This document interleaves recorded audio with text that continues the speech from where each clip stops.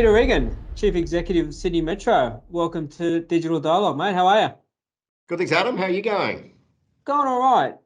Funny time at the moment, but certainly a lot happening, and certainly a lot happening in your space. Obviously, no shortage of infrastructure dollars flowing into Western Sydney. You've got billions of dollars being pumped into an airport, hospitals, roads, museum, stadiums. But probably amongst all of the city shaping projects, arguably the one that will create the most impact is your Sydney Metro network. Your fingerprints are all over Sydney at the moment. You got the Metro City Southwest, which I think is due to open in 2024. The Western Sydney Metro Airport line, which is due in 2026, and the Metro West late 2020s. Talk us through how each of these projects are tracking at the moment, mate. Yeah, look, it is pretty exciting at the moment. We do have a lot on, and it's in a context of a lot going on around us as well. So Sydney Metro is definitely at full steam at the moment. As you say, the City and Southwest project really sort of trying to move now into that final phase of construction, commencing testing and commissioning next year, and that's due to commence services in 2024. That one clearly is a huge undertaking and a real game changer for Sydney, coming through under the Harbour City as an extension of the line from the northwest that's been operating now for just over 3 years. So ultimately, it's an extension of that northwest line to provide direct connections through the city and then out to the southwest. It's big and complicated, like all of our projects, but it's the first time we've come through really heavily developed CBD areas, and so a lot of learnings from that.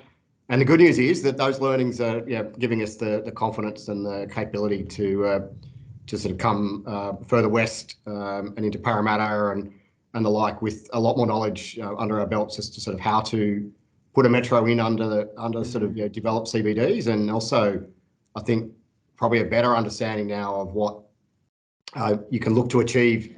It's not just about the railway station or the railway connection itself, but the focus on creating the place around it and how you integrate into that community, different at each station. So we're pretty excited about that. So we've got the West Line and then, as you say, the airport line, which is probably our most challenging in terms of program. There's a strong expectation that's ready in time for the airport, late 2026. And so we're going pretty hard at the moment to let all the contracts have that underway. Yeah. I mean, you mentioned the sort of placemaking opportunities, and it's one of the things that often gets talked about with the metro is that it's not just about the connectivity, but about the urban renewal opportunities along the line and the surrounding areas that it will catalyse. It's a message we've heard a lot, particularly with the Metro Airport line, which we hope will spark a host of activity in greenfield areas in the southwest. If you fast forward to 2027, what do you think, or what's your vision for this part of Sydney?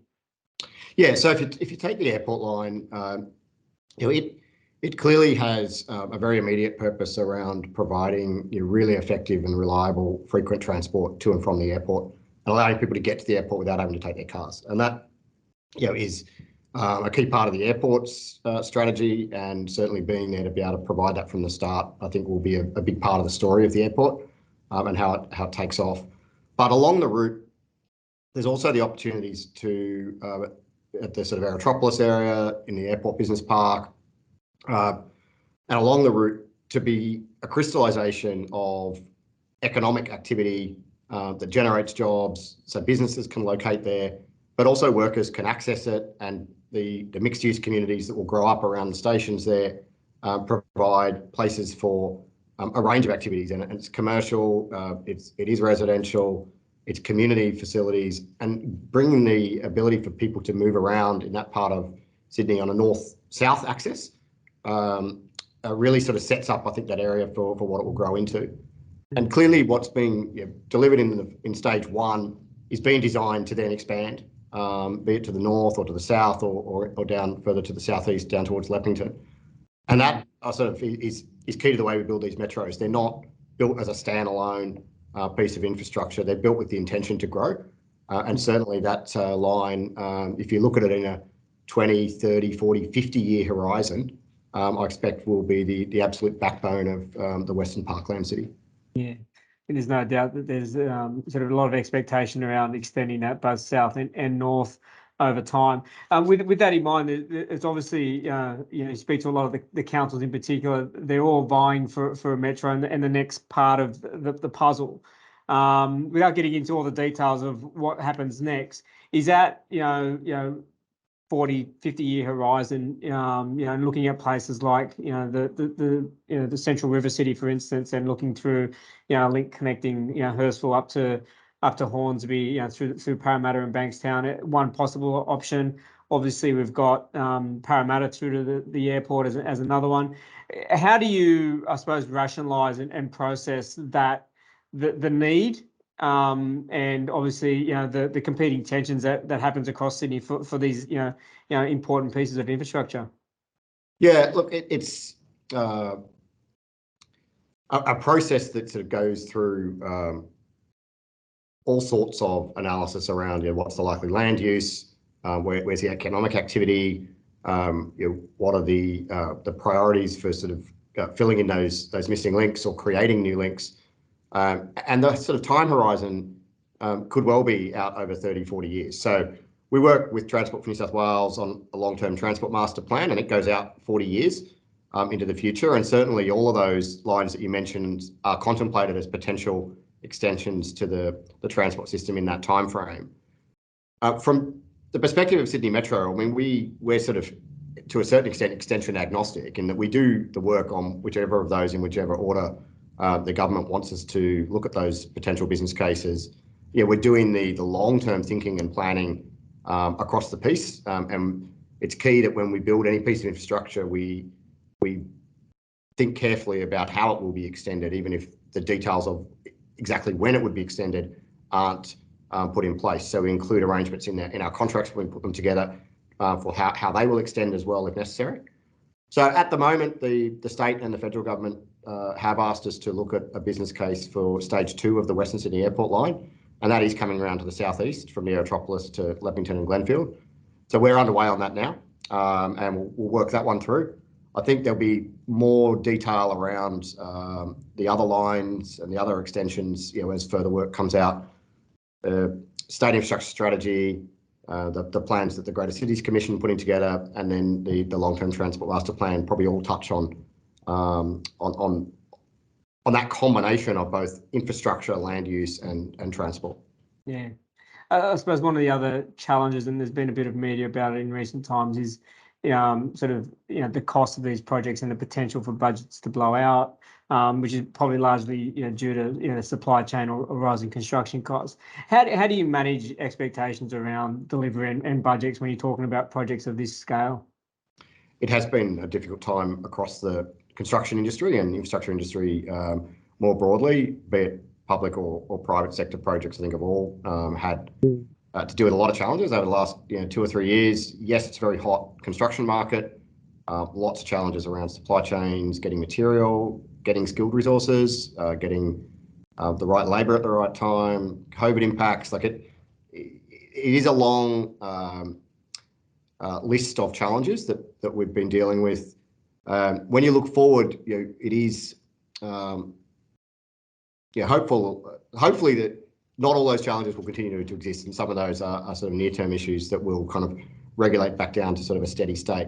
But certainly when we do look forward, one of the key challenges that the government often has when it forecasts these projects that are very long-dated projects is ensuring that enough contingency, enough sort of risk pricing is taken into account up front, and that we don't get too optimistic about the cost that we can deliver a project for in the future.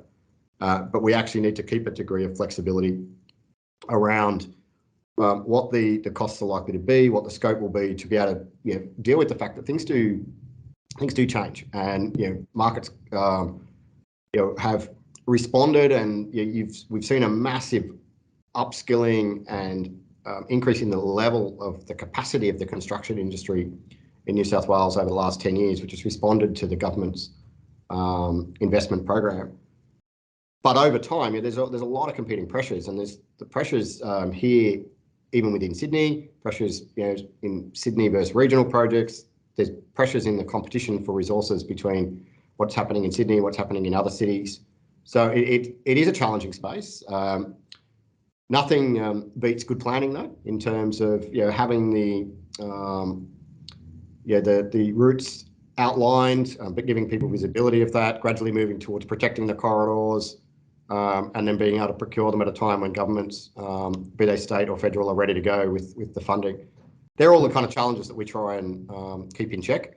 Our job essentially is to then develop those business cases in detail and deliver the projects when government decides that each one's ready. Yeah, you mentioned earlier Northwest Metro, and I'll circle back to that one. Obviously, you opened 2019 May, so 3 years on from that project kicking off.